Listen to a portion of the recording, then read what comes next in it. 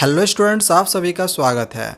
बच्चों, आज की इस वीडियो में हम क्लास 10th साइंस का chapter 2 acid basis and salt से टॉप 10 एमसीक्यू क्वेश्चंस को समझेंगे, जो कि आपके बोर्ड एग्जामिनेशंस में 100% श्योर है कि क्वेश्चंस यहाँ से ज़रूर पूछा जाएगा।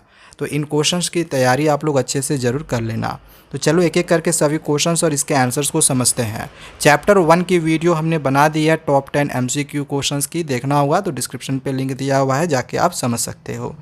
तो फर्स्ट क्वेश्चन यहाँ पे दिया गया है। यहाँ पे एक एक्सपेरिमेंट करके दिखाया गया है। इस एक्सपेरिमेंट में आप देखोगे तो यहाँ पर ये डाइल्यूट हाइड्रोक्लोरिक एसिड है, यानी कि HCl है, और यहाँ पे इसको P के साथ मिलाया जा रहा है। यहाँ पे ये कैल्शियम हाइड्रोक्साइड सॉल्यूशन को इस तरह से ऐड किया जा रहा है, और यहाँ पे एक गैस भी इवॉल्व हो रहा है जो कि Q है।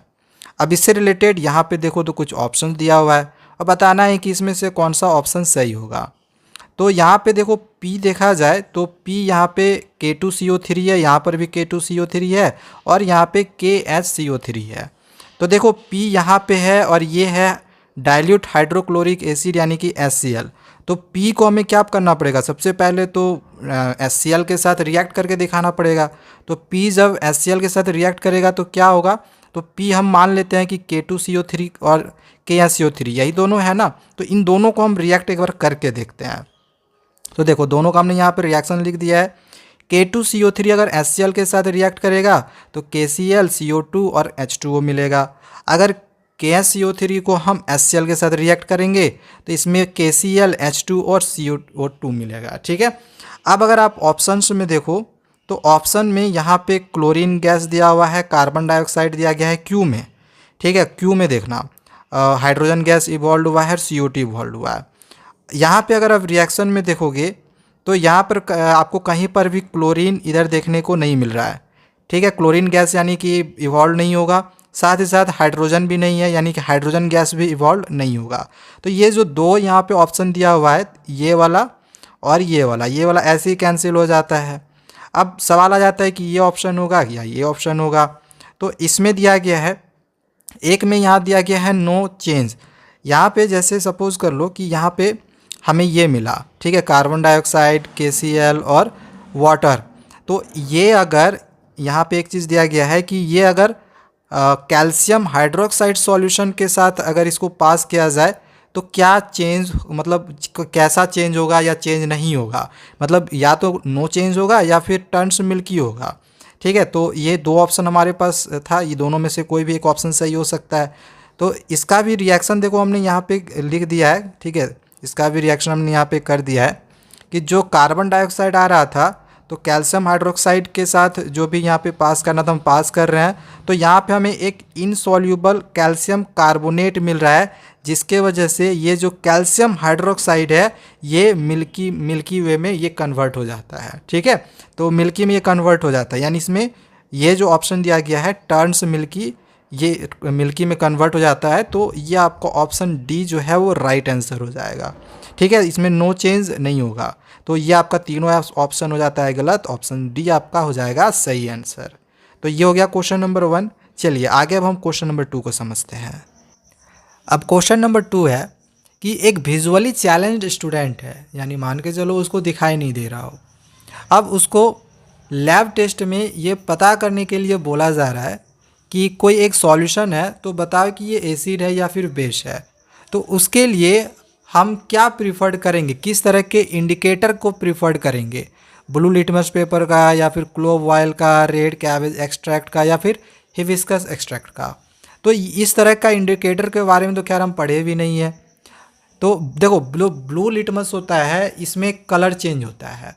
तो अगर कोई पर्सन देख ही नहीं पाएगा तो उसको पता कैसे चलेगा कि ये कौन से कलर का है, तो वो तो पता नहीं कर पाएगा कि एसिड है या फिर बेस है। तो सिंपली ये जो राइट आंसर है वो क्लोव ऑयल हो जाएगा। क्लोव ऑयल क्या है, ये ओल्फैक्टरी इंडिकेटर है। एसिडिक मीडियम में इसमें स्मेल आता है और बेसिक मीडियम में जो स्मेल है वो डिसअपीयर हो जाता है।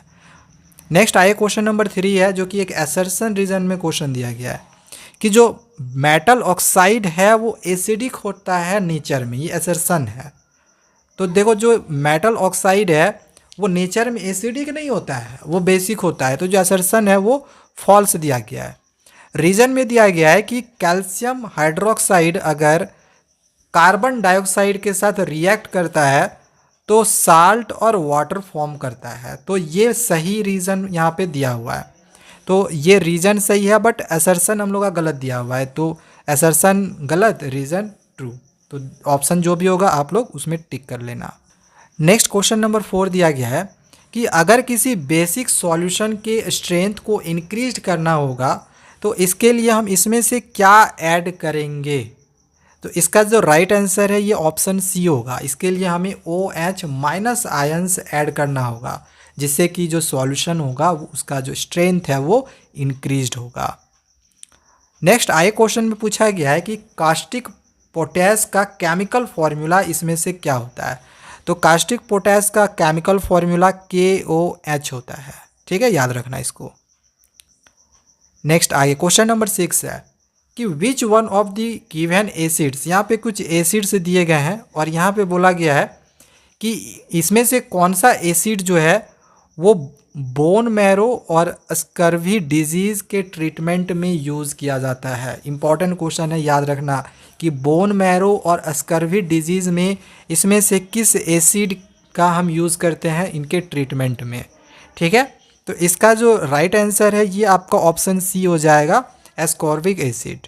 ठीक है, नेक्स्ट आगे क्वेश्चन पूछा गया है कि एप्पल में कौन सा एसिड प्रेजेंट होता है। तो एप्पल में मैलिक एसिड प्रेजेंट रहता है, याद रखना इसको।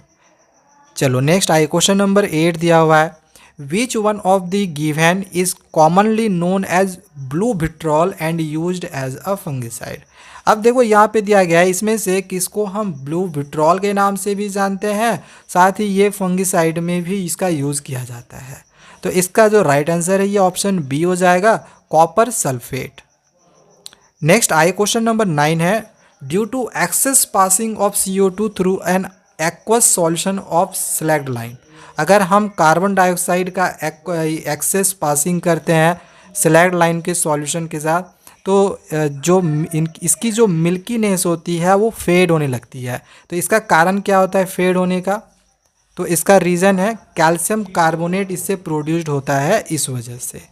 ठीक है, नेक्स्ट आगे क्वेश्चन नंबर 10 है कि जब इलेक्ट्रिसिटी को हम NaCl के एक्वा सॉल्यूशन से पास करते हैं तो क्या होता है। सोडियम मेटल डिपॉजिट हो जाता है, सिर्फ क्लोरीन गैस प्रोड्यूस्ड होता है, क्लोरीन हाइड्रोजन ये दोनों ही गैस प्रोड्यूस्ड होता है, या फिर ये सारे ही प्रोड्यूस्ड होते हैं। तो इसका राइट आंसर आपका ऑप्शन डी हो जाएगा, सभी ये प्रोड्यूस्ड होते हैं।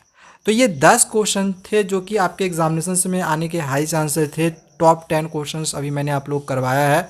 आगे मैं दूसरे वीडियोस में दूसरे भी चैप्टर्स के इंपॉर्टेंट क्वेश्चंस को समझाऊंगा, तो चैनल को सब्सक्राइब करके रखें। थैंक यू, बाय बाय, मिलते हैं दूसरे वीडियो में।